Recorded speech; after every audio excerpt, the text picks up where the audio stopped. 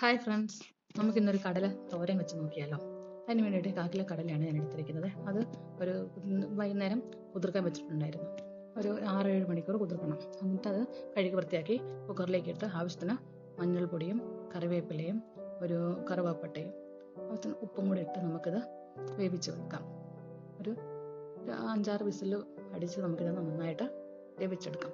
Spoon ഇതിലേക്ക് ഇടുന്നത് അത് വെള്ളമൊന്നും ചീറ്റി വെള്ളിലോട്ട് വരാതിരിക്കാനാണ്. ഇതിന് അരപ്പിനായിട്ടുള്ള നമുക്ക് തേങ്ങയും കാന്താരി മുളക്, പച്ചമുളക്, വെളുത്തുള്ളി ഇത്രയും എടുത്ത് വെച്ചിട്ടുണ്ട്. ഇനി ഒരു ചട്ടി ചൂടാകുമ്പോഴത്തേനും അതിലേക്ക് നമുക്ക് മുളകും കൊച്ചുള്ളിയും കടുവും കറിവേപ്പിലയും എല്ലാം ഇട്ട് നമുക്കൊന്ന് കടുക് പൊട്ടിച്ചെടുക്കണം.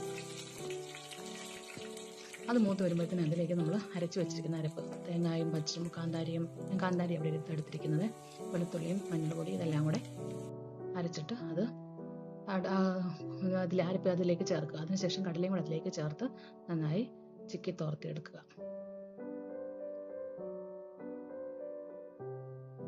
ചോറിൻ്റെ കൂടെയും ചപ്പാത്തിയുടെ കൂടെ ഒക്കെ കഴിക്കാൻ നല്ല ടേസ്റ്റാണ്.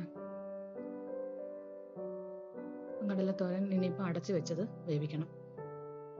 ഒന്ന് ആവി കയറി അരപ്പൊക്കെ ഒന്ന് പച്ചമുളകൊക്കെ ഒന്ന് മാറി കിട്ടാൻ വേണ്ടിയിട്ടാണ് അടച്ച് വെച്ച് വേവിക്കും. കടലത്തോരൻ റെഡി ആയിരിക്കും. എല്ലാവരും ഒന്ന് ട്രൈ ചെയ്യണം. Thank you.